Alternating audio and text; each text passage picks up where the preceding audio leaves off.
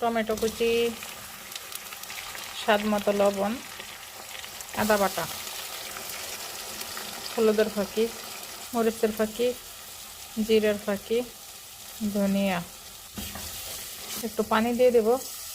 আমার মশলা কষানো হয়ে গেছে, ধুয়ে রাখা টাকি মাছগুলো দিয়ে দিব। আর এই শীতের দিনে টাকি মাছ ভুনা খেতে কিন্তু সেই মজা। কে কে টাকি মাছ পছন্দ করেন কমেন্টে জানিয়ে যাবেন।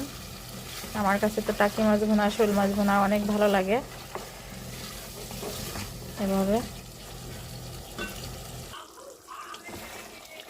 দেখো আমার টাকি মাছ ভুনাটা হয়ে গেল।